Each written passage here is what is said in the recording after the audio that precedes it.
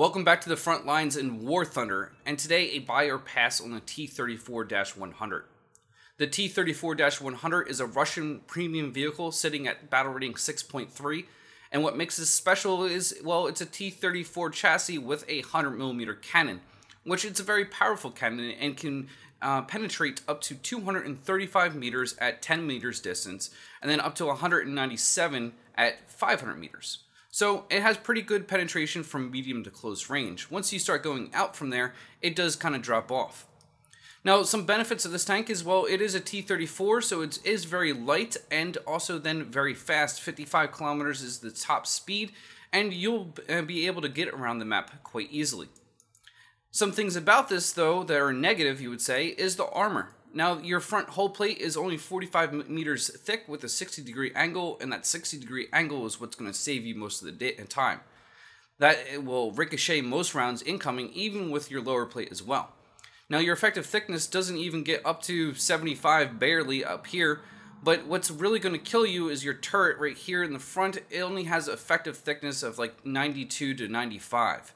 Now, on the sides, you can see it has a good slope and everything, and the penetration goes up to 364 millimeters if you get on the side, but that's just the benefit of having a rounded turret like this. Something else that's maybe a negative is because how much crew that you have. There's only 4 crew in this tank, and 1 round can kind of kill 3 people here if it gets lucky.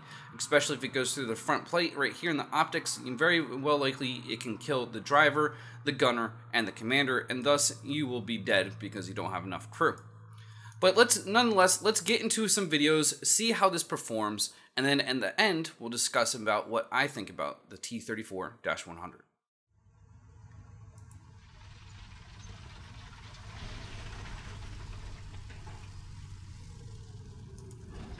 I'm just waiting for that tank that always comes at 196, 197 area. Oh, we have incoming, 182. incoming.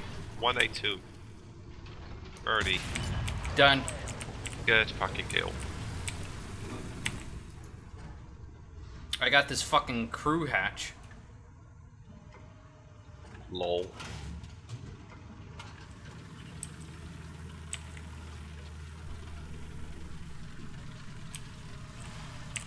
Two targets.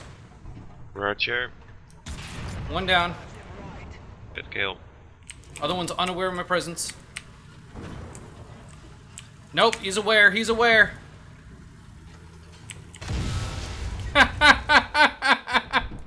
I should just back the fuck off.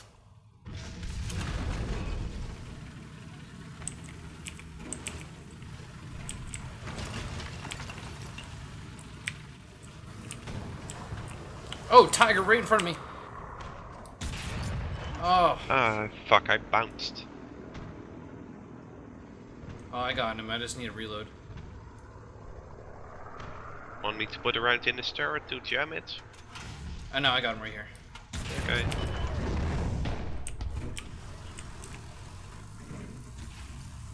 Another King Tiger truck came out mostly. I only need to reload and he's gone.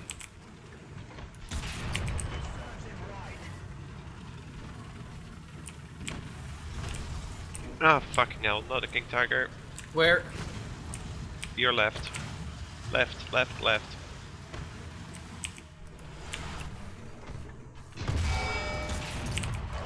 Fucking nothing.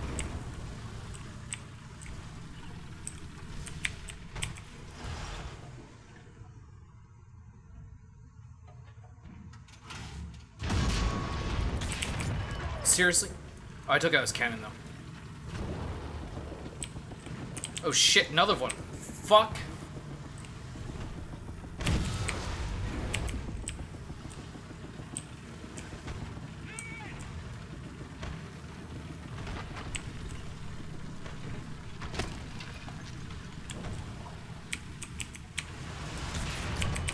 Whew.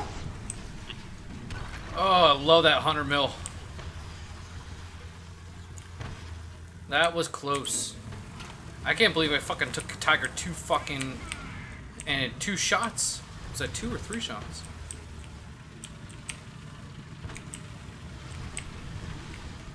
Are you in the air or? I'm an SU-100Y. Okay.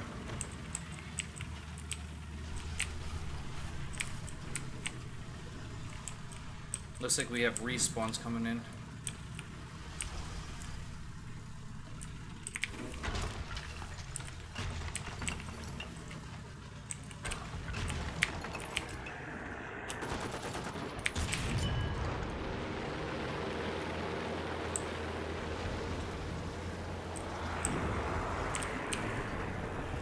AAA. Oh. JU-87. So you can see the T-34-100 performs pretty well at this battle ranking of 6.3, and it's more because of the 100mm cannon than anything else. Now, it still maneuvers pretty fast and pretty well. It can get around the map, but this is not necessarily a tank that you want to trade shots with other tanks with, even though I'm doing it as we speak. But just because I do something does not necessarily mean it's a good idea. I never claim to be the best player at any game, and especially not War Thunder.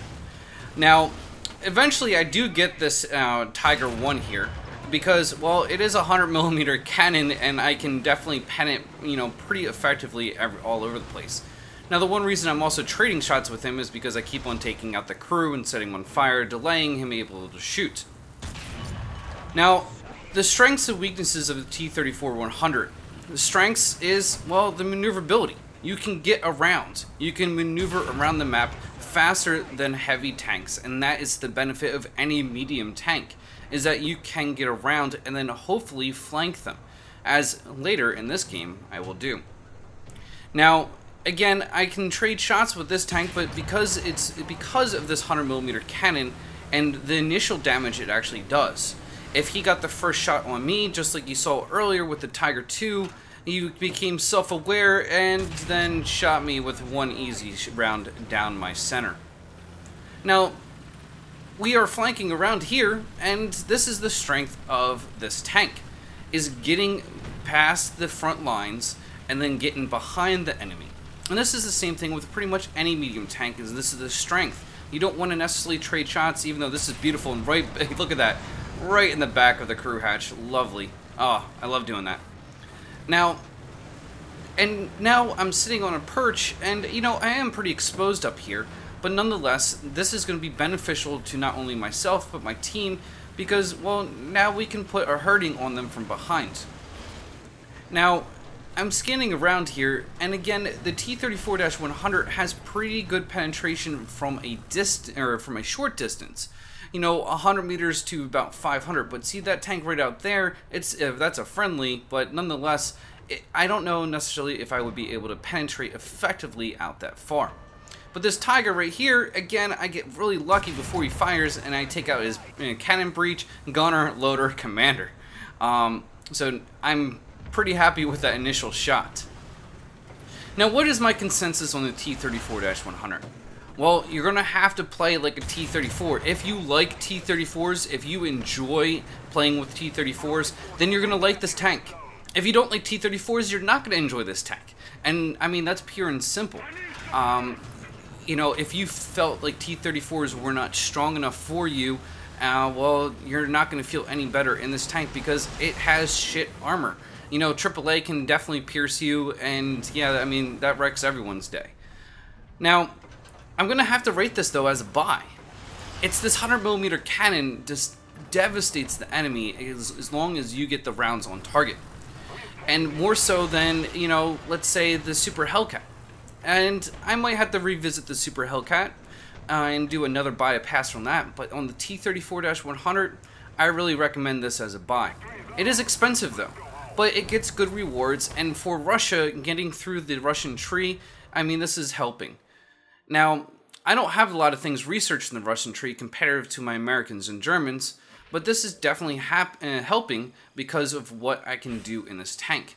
50,000 lines is not that much, but it is a tank game, so you're already going to be earning less. But look at that vehicle research, 7,400 vehicle research, and that's what it's all about. Now, obviously, you don't need modification research, but it's helping. So I hope you guys enjoyed the video. If you did, please hit the thumbs up and like it. Leave a comment below. Tell me what else you want to see me either take out or fly. And then also just leave a comment and tell me what you thought. As always though, I'm the Flying Ross, and I'll check you next time on the ground.